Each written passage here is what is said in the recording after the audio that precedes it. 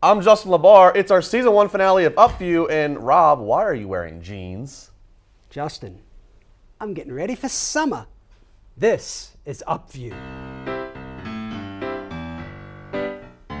Summertime and the living's easy, apparently. You don't like this? This is. I don't know. It's not my favorite. Not my favorite. You were Jim Rutherford. This is the ice cream jacket. This is the ice cream jacket. This is the ice cream This jacket. should be in a museum. See right This there? should be in a Wherever else he museum. is. I told them when the Penguins win the Stanley Cup, I'll get Jim this jacket, like a version of it. I'm sure he was thrilled. He was. Rob Rossi, Justin Laura, this is our season 1 finale of Upview. It's been a fun couple months, and we're going to end it on a big bang with our interview in a few moments with Ralph Cindrich, noted NFL agent. And I don't know if Ralph knows, but his place, his place here in Pittsburgh, where we did the interview, is where we're going to have our season 1 wrap party. I don't know if Ralph's aware. Yes, he isn't aware of it, and he doesn't get back for a few weeks, so. He'll never know. He'll never know. Everything. Well, the place is so big, we could get lost in there, and he would never even find us. Ralph Cindrich, we have a great interview coming up here in just a few moments with him. First, Rob, let's get into the favorite up groove stories of the last few days. This one's great. The Chainsmokers, the band, they were in Pittsburgh this past week. I thought that was most of the women in Pittsburgh. The Chainsmokers.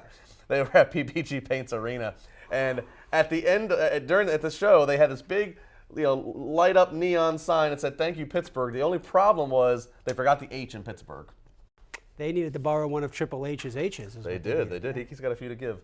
This one, I love this. Someone shipped from California to a Philadelphia pastor 10 pounds of weed. I mean, look, I understand if you don't have a few bucks to throw in the offering plate, but I mean, if we're going to exchange it with cannabis. It would get more people to church. that it would. And finally, the third top story is a little plug for you, Rob, as you did a nice little recap of history going back to the Patrick Division days of the Washington Capitals and Pittsburgh Penguins, who, of course, Game 1, they're going to revisit another playoff series. Yeah, and I do feel like, Justin, I have a bit more empathy for people like you, Capitals fans, because it hasn't just been losses. You just chronicled my life's depression. They've been horrible losses. Like, one year you had home ice advantage and had to play two of the first 3 games in Pittsburgh because of an arena conflict. Mm-hmm. I'm sorry, man. It doesn't end well for you this year either. Thanks.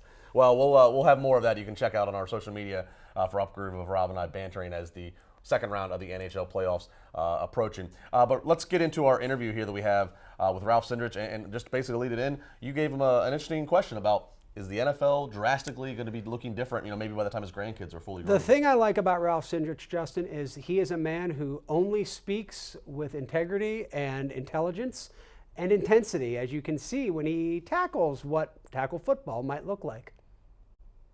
Do you foresee a situation where your grandchildren are going to be watching an NFL that looks drastically different than what we grew up sort of watching? I mean, some people would argue it already looks drastically different from the game that you played, but I'm talking like, do you think we're looking at maybe bigger field dimensions, maybe fewer players on the field, maybe not tackling in the way that we know it? Are we making money? If the NFL is making money, there's nothing going to change. It's a good business. You talk about some of the things that you can do with concussions and the like, and there's only so much you can do.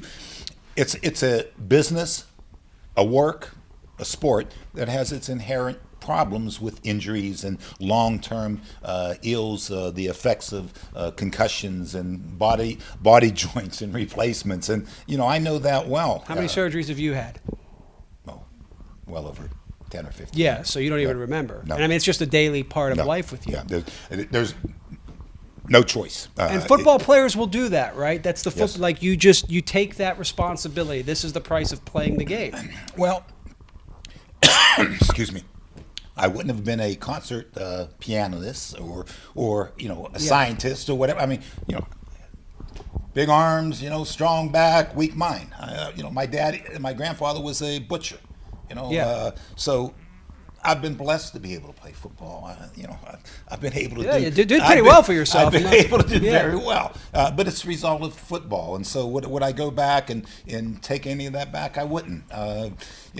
Do I hope that I'll have my mind until the time that I pass on? Sure, I do. I work it, and I mentioned whether it's by reading or by memorizing poems and battle speeches and things of that nature. It's just it's a concern, but it happened. I wouldn't change it. I'd go right back to the same thing.